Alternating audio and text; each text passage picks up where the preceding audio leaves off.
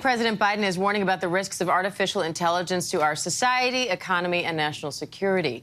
In a meeting with AI experts, the president stressed the need to manage the risks AI poses while also touting its possible benefits.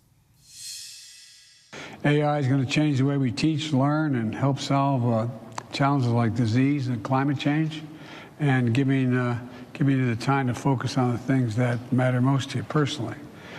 But in seizing this moment, we need to manage the risks to our society, to our economy, and our national security. Those remarks come as Senate Majority Leader Chuck Schumer is encouraging Congress to work on policy proposals to regulate AI. So let's take this to our group chat with ABC News senior reporter Catherine Falders on Capitol Hill, ABC News Elizabeth Schulze at the White House, and ABC News contributor and Google Tech Policy Fellow Mike Muse.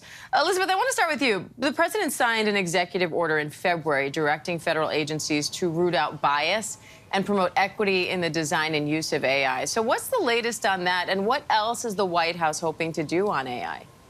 Diane, that executive order is really part of this expedited strategy from the White House to try to catch up to other countries and to the fast-developing world of artificial intelligence. Basically, they say we need to be moving at a faster speed because of how quickly this is going, and we are behind. So that executive order basically directed federal agencies to take a look at artificial intelligence in the software or other programs that they use to try to find out if there was kind of implicit bias built into some of those programs. And that's really one of the concerns that we've heard the president talk about is, are there people who are creating AI because there isn't really any framework to create it in the first place or any rules?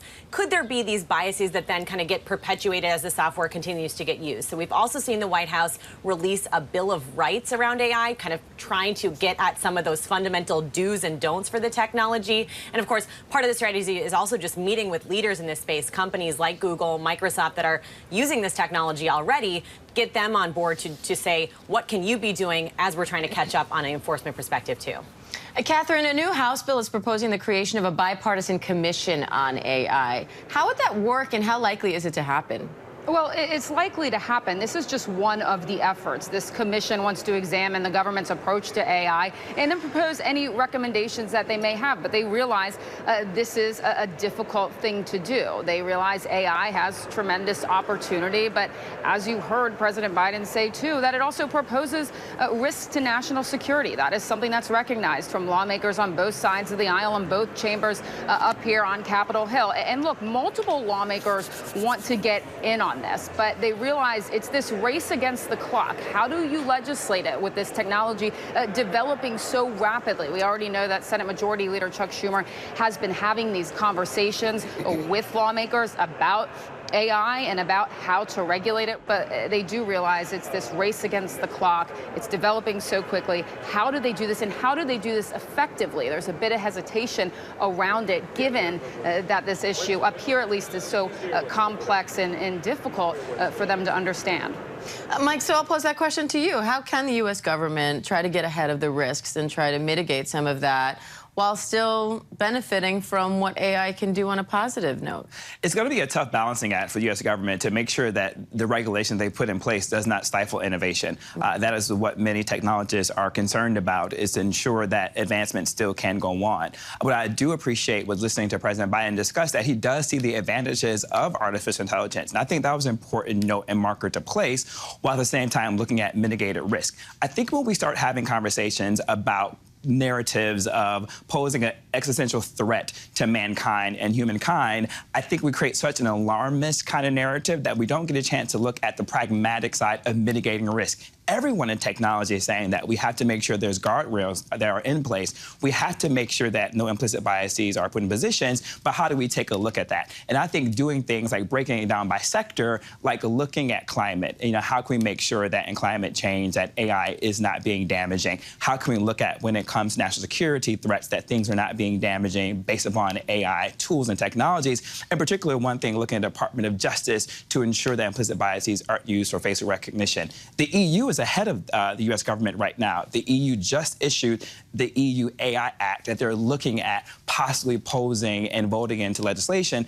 in terms of what guardrails can they put in place for AI technology to be used for corporatization within the European Union. And you've said some of the answer to that may be more AI, not less. Exactly. Sometimes you can have AI to overcompensate, and then sometimes you can use AI to undercompensate. And what that comes down is machine learning. Sometimes you can overcourse correct what the machine is learning off of in the query system that you can cause damage, but also too, AI tools could be used to mitigate and be cognizant and to be aware of when AI is being used for bad.